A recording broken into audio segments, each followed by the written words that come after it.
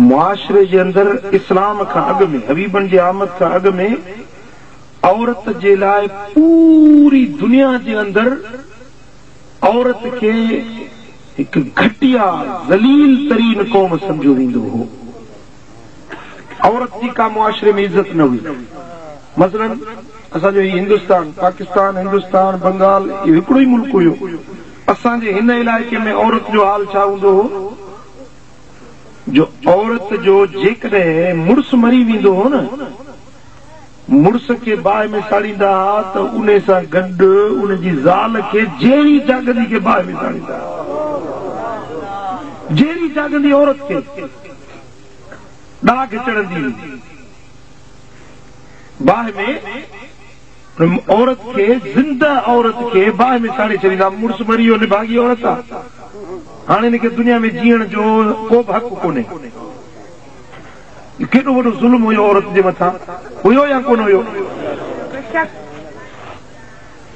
असांजे हिन मुआशरे में, जंहिं मुल्क में असां आहियूं, हिते इहो हाल हो। इस्लाम खां, महबूबनि जी आमद खां अॻु में अरब छा कंदा हुआ, जो जेकॾहिं का न्याणी ॼमी पवंदी हुयनि त उनखे खॾ खणी जहिड़े जहिड़े ज़मीन में पूरे छॾींदा। हाणे इहो केॾो वॾो ज़ुल्म आहे। न्याणी पंहिंजो बच्चो, तव्हां इहो तसवर बि नथा करे सघो त को न्याणी खे ईअं तव्हां खॾ में पूरींदव। तव्हां सोचे सघो था त पंहिंजी न्याणी खे तव्हां हीअं बाहि जे मच में उछलाए, तव्हां सोचे सघो था? तव्हां रब जा शुक्र अदा कयो जो मुस्लमान आहे, जो ज़हन तव्हांजो रब अहिड़ो ठाहियो आहे महबूब जी गुलामी जे करे। न त इन ई साॻे शहरनि में इहे साॻा ई असांजे वॾा जेके हिते रहंदा हुया हिन हिंदुस्तान पाकिस्तान जे अंदरि, इहे साॻा ई कंदा, न्याणियुनि खे बाहि में साड़ींदा।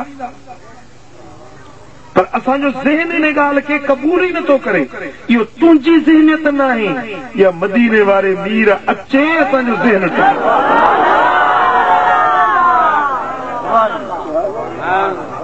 ॻाल्हि सम्झो? हाँ